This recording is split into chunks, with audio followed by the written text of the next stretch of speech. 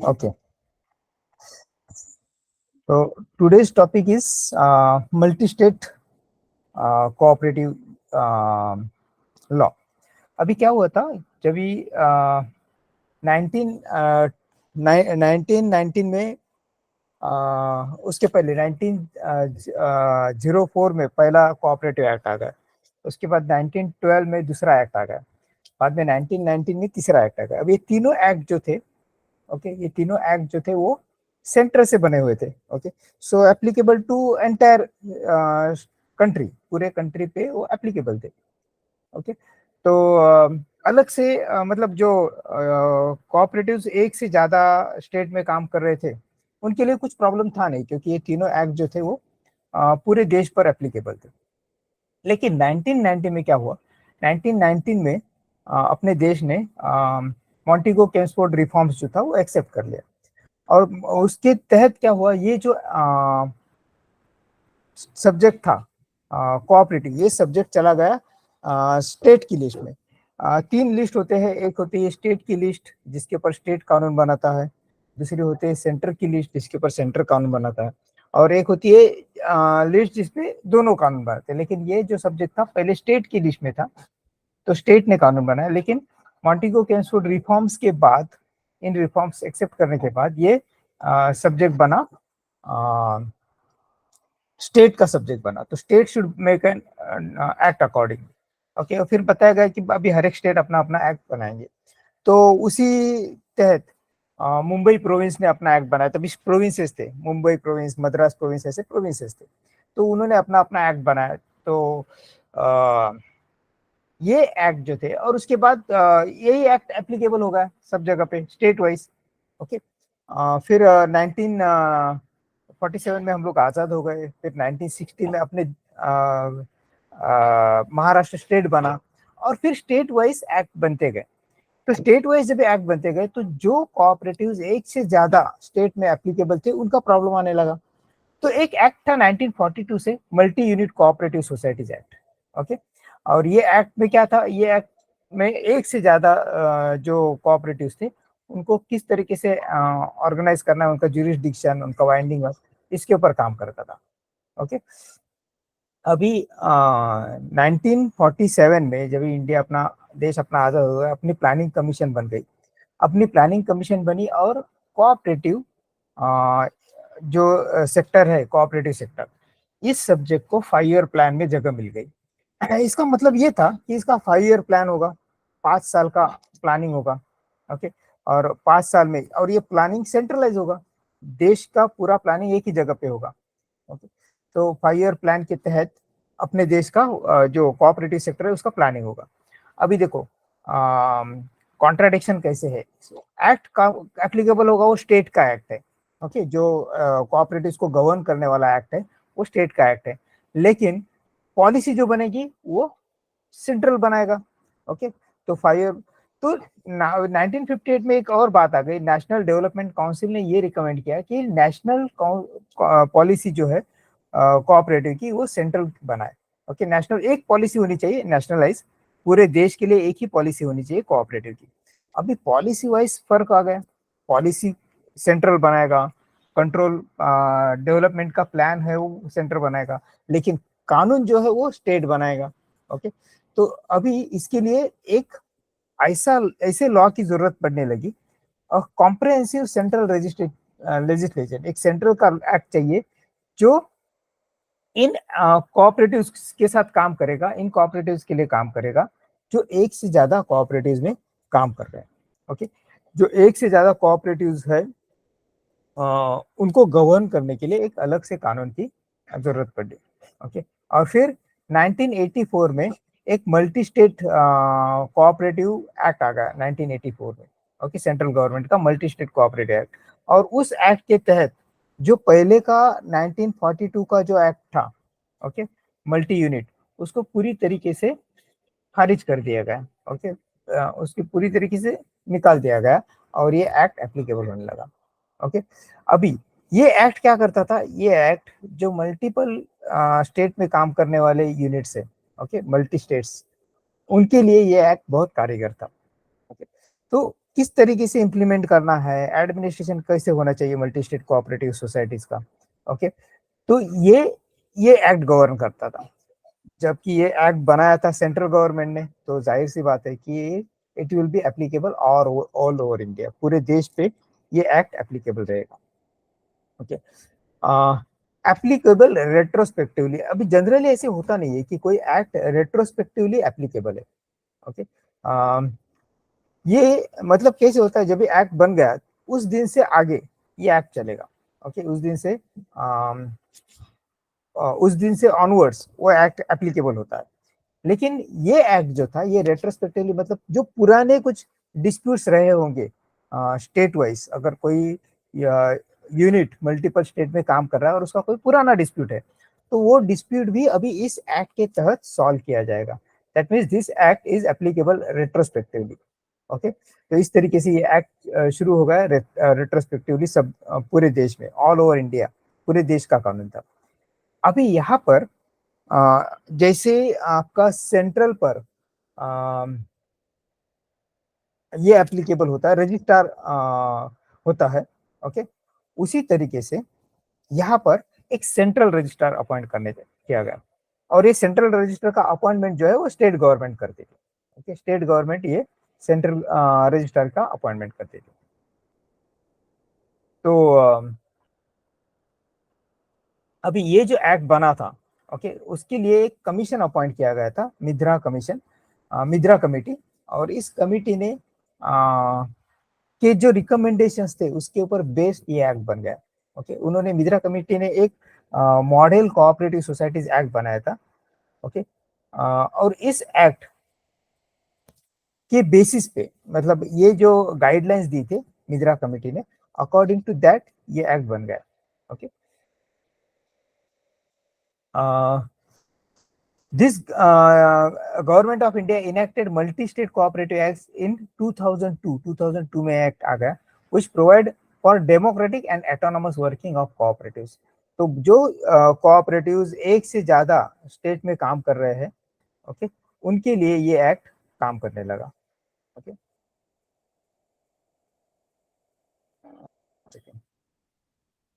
Okay, ये in effect आ गया 19 अगस्त 2002 से ये एक्ट इन इफेक्ट आ गया।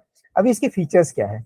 Okay, applicable to societies having area of operation spread over more than one state. ऐसे कई सारे कोऑपरेटिव सोसाइटीज है जिनका operational area more than one state का है।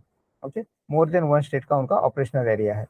तो ऐसे स्टेट के लिए जो स्टेट वाइज एक्ट था वो काफी था नहीं। ओके, और इसलिए एक ऐसा कॉम्प्रिहेंसिव एक्ट चाहिए था जो पूरे सभी इन स्टेट्स के लिए काम आ सके, और इसलिए ये multi state cooperative act applicable हो गया। ओके, अभी कोई भी कोऑपरेटिव किसी भी एक्ट के तहत सोसाइटी, कोई भी कोऑपरेटिव सोसाइटी रजिस्टर होती है किसी भी कोऑपरेटिव लॉ के तहत, तो वो मल्टी स्टेट कोऑपरेटिव सोसाइटीज का हिस्सा बन सकती है, एक्ट बन सकती है। Okay, so that was provision. ये एक one of the very important feature, कि अगर किसी भी एक्ट, पहले तो 1904 का एक एक्ट था, उसके बाद कई सारे एक्ट्स आते गए, और उसके अंदर किसी भी एक्ट के अंदर अगर सोसाइटी रजिस्टर्ड है तो वो इस मल्टी स्टेट कोऑपरेटिव सोसाइटी का मेंबर बन सकती है। अभी इसके कुछ क्राइटेरियाज थे कि कैसे बन सकती है ये सोसाइटीज। ओके, उसके कुछ क्राइटेरियाज थे। अभी जाहिर सी बात है कि ये एक्ट जो है वो उन्हीं सोसाइटीज के ऊपर एप्लीकेबल होगा जिनका काम जो है वो एक से ज्यादा सोसाइटीज में, जैसे अपना अमूल है, या तो और कई सारे सोसाइटीज है जो कोऑपरेटिव सोसाइटीज है, कोऑपरेटिव बिजनेसेस है, कई सारे कोऑपरेटिव बैंक्स है जो एक से ज्यादा स्टेट में काम करते हैं। तो एक से ज्यादा स्टेट में उनका काम होना जरूरी था। ओके, फिर 50 members from one state. Okay, एक स्टेट से 50 मेंबर, ऐसे कम से कम दो स्टेट से, मतलब टोटल 100 मेंबर्स हो गए, एक स्टेट से 50, दूसरे स्टेट से 50, इस तरीके से उन्होंने वो एप्लीकेशन साइन करना चाहिए। Minimum 50 members from one state to sign the application for registration, तो ही वो मल्टी स्टेट कोऑपरेटिव सोसाइटी के मेंबर बन सकते हैं। ओके, अभी application for membership is to be dispose of within 4 months of the date of application. जब भी डेट अप्लाई किया है, ओके, उसके 4 महीने के अंदर वो एप्लीकेशन डिस्पोज होना चाहिए, या तो हाँ या तो ना, मेंबरशिप मिला या नहीं नहीं मिला, जो भी है वो 4 महीने के अंदर डिसाइड होना चाहिए। ओके, अगर 4 महीने के अंदर कुछ भी कम्युनिकेशन नहीं मिलता, if no decision about membership is communicated within this period, इस पीरियड में 4 महीने में कोई भी अगर डिसीजन आपको कम्युनिकेट नहीं हुआ है, it is presume that membership is refuse. तो ऐसे समझ लेना चाहिए कि अभी मेंबरशिप नहीं मिला। ओके, तो कंडीशंस क्या है? कंडीशन है कि 50 मेंबर्स एक स्टेट से, ऐसे कम से कम 2 स्टेट से मेंबर्स चाहिए, ओके, जिन्होंने साइन करना चाहिए। और ये इसका जो डिसीजन है, मेंबरशिप आपको मिला या नहीं मिला, ये 4 महीने के अंदर अंदर आपको डिसीजन दिया जाएगा। अगर 4 महीने में आपका डिसीजन नहीं हुआ, अगर कोई भी डिसीजन आपको कम्युनिकेट नहीं किया गया है, तो यू कैन अज्यूम दैट आपको मेंबरशिप नहीं मिला है इसका। Power of administration and implementation are vested with central register. तो सेंट्रल रजिस्टर के पास पूरे पावर है एडमिनिस्ट्रेशन की, इम्प्लीमेंटेशन की, आपके डिस्प्यूट्स रिजॉल्व करने की, सॉल्व करने की। ओके, और ये सेंट्रल रजिस्टर की अपॉइंटमेंट करेगा central government of India, central government से उसका अपॉइंटमेंट किया जाएगा। आ, अभी ये जो मल्टी स्टेट कोऑपरेटिव सोसाइटी है, ओके, उसके लिए क्या क्या जरूरी है, रिक्वायरमेंट्स क्या है? ओके, एक तो आपका एक प्रिस्क्राइब फॉर्म में एप्लीकेशन आता है। Okay, application in for registration in prescribe form. तो जो आपका प्रिस्क्राइब फॉर्म है वो उसमें आपका एप्लीकेशन आना चाहिए। दूसरा, इसके कुछ कंडीशंस है। ओके, कौन इसके मेंबर्स बन सकता है, इसके कुछ कंडीशंस है। पहले तो इंडिविजुअल्स इसके मेंबर्स बन सकते हैं, लेकिन उसके लिए कंडीशन क्या है? अगर इंडिविजुअल्स उसके मेंबर बनना है तो कम से कम 2 स्टेट से मेंबर्स आने चाहिए, कम से कम 2 स्टेट से, और हर एक स्टेट से 50 मेंबर्स। ओके, सो 2 स्टेट है तो 100 मेंबर्स, 3 स्टेट है तो 150 मेंबर्स, इस टाइप से मेंबर्स आने चाहिए। then only individuals can form a multi-state cooperative society. Okay, अगर इंडिविजुअल्स को नहीं करना है तो कोऑपरेटिव सोसाइटीज मिलके भी multi state cooperative society establish कर सकती है।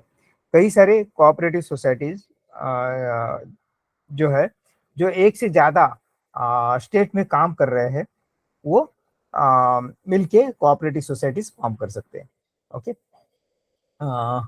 तो उसके लिए क्या कंडीशन है? In such member, in case of members are cooperative societies, अगर कोऑपरेटिव सोसाइटीज को मेंबर बनना है मल्टी स्टेट कोऑपरेटिव सोसाइटी का, मतलब कोऑपरेटिव सोसाइटीज को एक साथ मिलके एक multi state cooperative society form करनी है, तो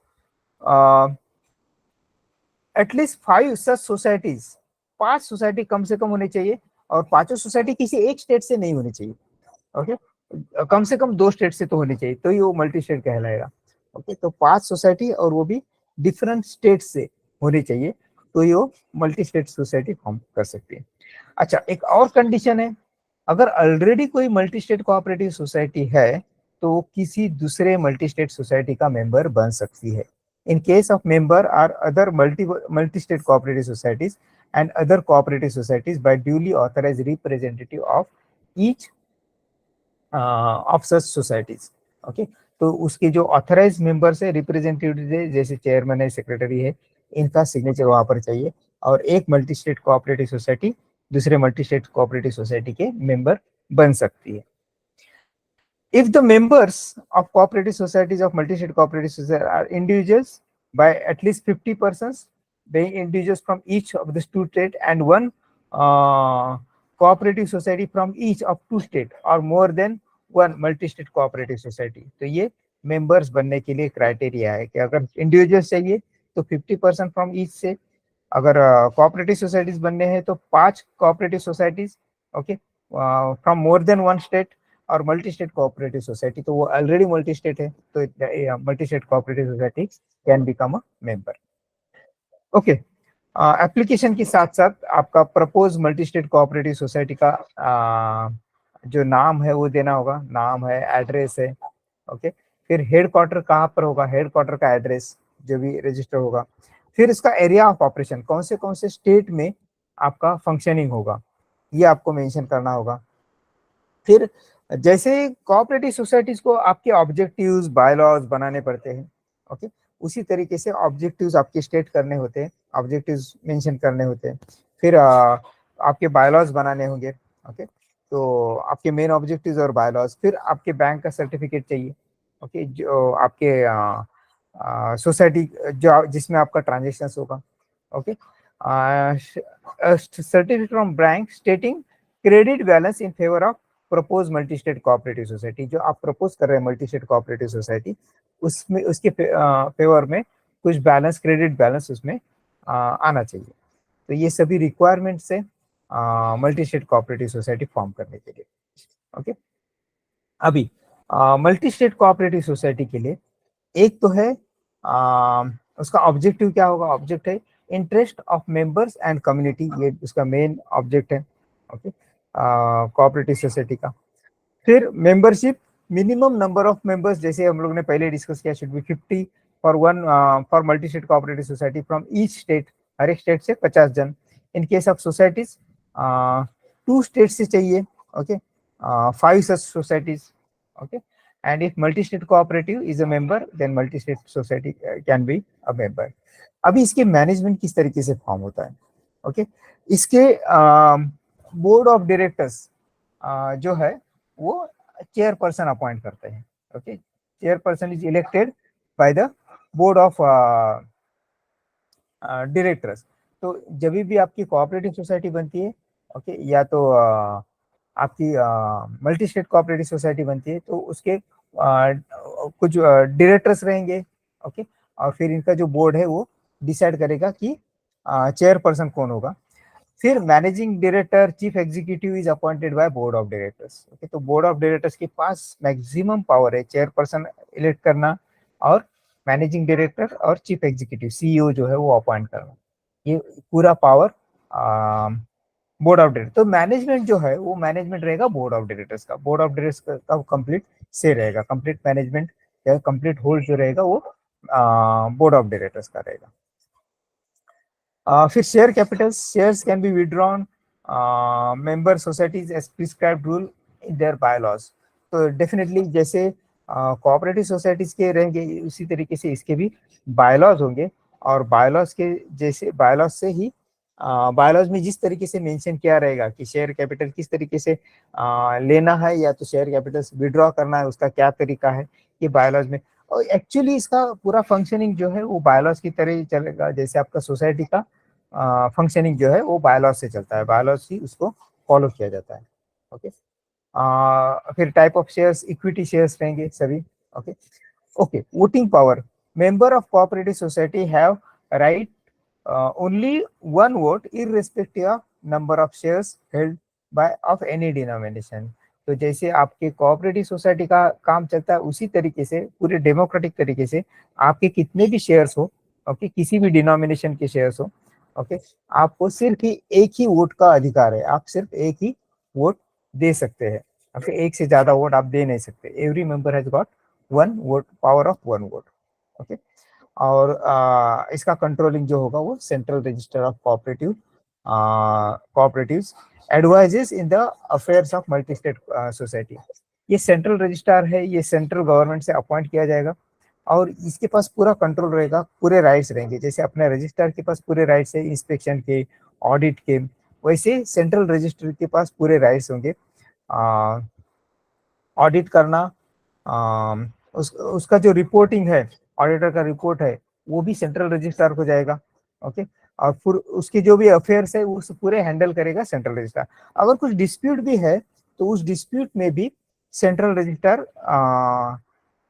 उन डिस्प्यूट को सॉल्व करेगा, उस डिस्प्यूट में उसका से रहेगा सेंट्रल रजिस्टर का। तो उसकी उसकी जो डिस्प्यूट सॉल्व करने का जो काम रहेगा वो सेंट्रल रजिस्ट्रार के पास होगा। तो इस तरीके से मल्टी स्टेट कोऑपरेटिव सोसाइटीज ये एग्जिस्टेंस में आ गए। इसके पहले हम लोग ने जो देखा था वो सिर्फ स्टेट कोऑपरेटिव सोसाइटीज थे, लेकिन स्टेट कोऑपरेटिव सोसाइटीज सिर्फ पर्टिकुलर स्टेट के ज्यूरिसडिक्शन में काम कर सकती है। तो पर्टिकुलर ज्यूरिसडिक्शन से ज्यादा, एक से ज्यादा स्टेट में अगर कोई सोसाइटीज काम करना चाहती है या काम कर रही है, ऑलरेडी एग्जिस्टिंग है, तो उनके लिए ये multi state cooperative state act बन गया। उसके पहले एक multi unit cooperative societies act था जो 1942 से एप्लीकेबल था। ओके, मतलब ब्रिटिशर्स के टाइम से ही एप्लीकेबल था। लेकिन फिर इंडिपेंडेंट इंडिया ने एक नेशनल पॉलिसी के तहत एक सेंट्रल लॉ लेके आए, और ये central law multi state cooperative act करके आ गया। ये 1984 में तो पहले मल्टी स्टेट कोऑपरेटिव एक्ट आ गया, जिसने पहला multi unit cooperative societies act है वो उसको रिप्लेस कर दिया। ओके, अभी जो मल्टी स्टेट कोऑपरेटिव एक्ट है इसका रिवाइज वर्जन आ गया 2002 में। मिद्रा कमेटी जो अपॉइंट की गई उनके रिकमेंडेशन के हिसाब से एक मॉडल लॉ बन गया। ओके, और फिर उसके हिसाब से multi state cooperative act applicable होता है। ओके, ये एक्ट जो है ये मल्टी स्टेट कोऑपरेटिव्स है जो कोऑपरेटिव एक से ज्यादा स्टेट में कार्यरत है उनके ऊपर काम करेगा। ये एक्ट एप्लीकेबल है ऑल ओवर इंडिया में, सेंट्रल गवर्नमेंट का एक्ट है इसलिए पूरे ऑल ओवर इंडिया में एप्लीकेबल है। ओके, जिस दिन से एक्ट बना उसके पहले की भी जो केसेस थे वो भी इसी को यूज करके सॉल्व किए गए, मतलब ये रेट्रोस्पेक्टिवली एप्लीकेबल था। ओके, इसके लिए जो एडमिनिस्ट्रेटर था वो था सेंट्रल रजिस्ट्रार, जिसको सेंट्रल गवर्नमेंट या गवर्नमेंट ऑफ इंडिया उसको अपॉइंट करती थी। ओके, फिर मिद्रा कमेटी अपॉइंट की गई। मिद्रा कमेटी ने एक मॉडल कोऑपरेटिव सोसाइटीज एक्ट बनाया और उसके ऊपर बेस 2002 में एक फिर से इसको रिवाइज वर्जन लाया गया इसका मल्टी स्टेट कोऑपरेटिव एक्ट का। ओके, जिसमें डेमोक्रेटिक एंड ऑटोनोमस वर्किंग के ऊपर ज्यादा जोर दिया गया। इसकी फीचर से applicable for more than one state, एक से ज्यादा स्टेट में जो काम कर रहे हैं उनके ऊपर एप्लीकेबल है। अगर किसी को मेंबर बनना है तो तीन तरीके से मेंबर बन सकते हैं। एक तो इंडिविजुअल भी इसके मेंबर बन सकते हैं, दूसरा कोऑपरेटिव सोसाइटी इसके मेंबर बन सकते हैं, और तीसरा मल्टी स्टेट कोऑपरेटिव सोसाइटी इसके मेंबर बन सकते हैं। अगर आपने एप्लीकेशन फॉर्म दिया है उसका और 4 महीने के अंदर आपको कोई भी कम्युनिकेशन नहीं आया तो यू कैन अज्यूम कि आपका एप्लीकेशन जो है वो पास हुआ नहीं है। ओके, मेंबरशिप आपको मिला नहीं है। Okay, membership has been refuse. Okay, और इसका powers of administration implementation is with central registrar. Okay, अभी जैसे पहले डिस्कस किया था, अगर मेंबर्स है इंडिविजुअल मेंबर्स तो 50 from one state. Okay, cooperative societies है तो more than at least 5 cooperative societies जो एक से ज्यादा स्टेट में है। और फिर other multi state cooperative society है तो उसका कोई प्रॉब्लम नहीं है, multi state cooperative society can become a member. Okay, और फिर इसका मैनेजमेंट जो है वो बोर्ड ऑफ डायरेक्टर से होता है। Share capitals can be withdrawn as per bylaw, तो यहाँ पर भी बायलॉ एप्लीकेबल है। और इसका भी voting power 1 member 1 vote system से ही चलता है। ओके, और इसका पूरा जो कंट्रोल है वो सेंट्रल रजिस्ट्रार के पास है।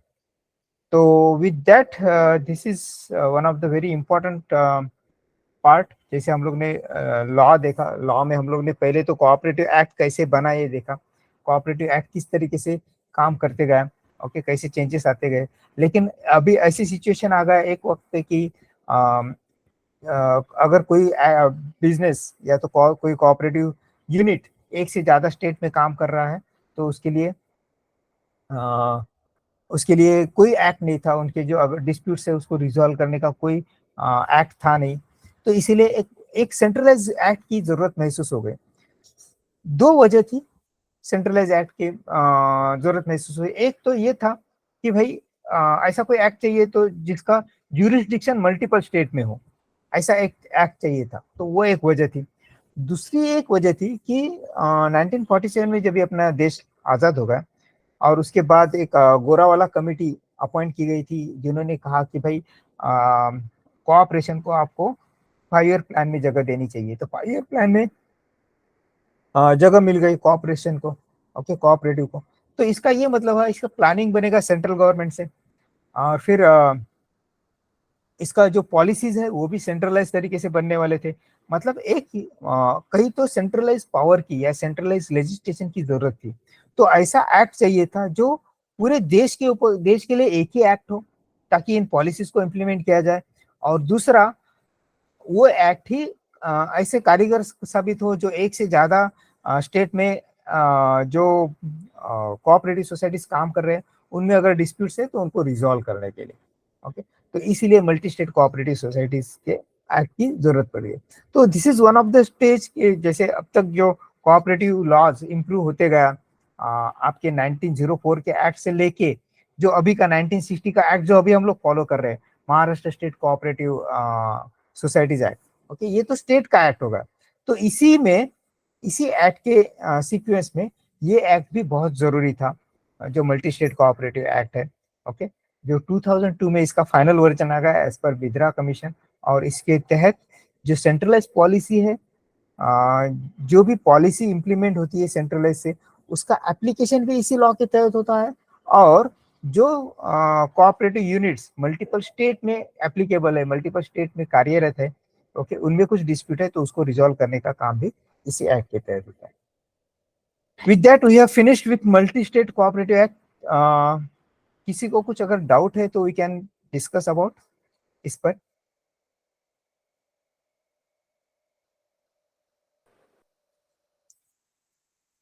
Yes, anything you want to ask based on this act? या तो अगर पहले कभी कुछ पूछना है तो यू कैन आस्क। वैसे तो ये छोटा सा पार्ट है multi state cooperative act. Okay, and very easy thing. उसका तो पहले तो पर्पस क्या है ये समझना है आपको, और फिर उसका काम क्या है, okay? उसका एडमिनिस्ट्रेशन कैसा है, उसका काम क्या है। Okay, so if there is no doubts, no questions, I think we should call it a day. Yes, Okay, sir. Hello. Yes, sir. All right, sir. हाँ हाँ, हेलो, बोलिए बोलिए बोलिए।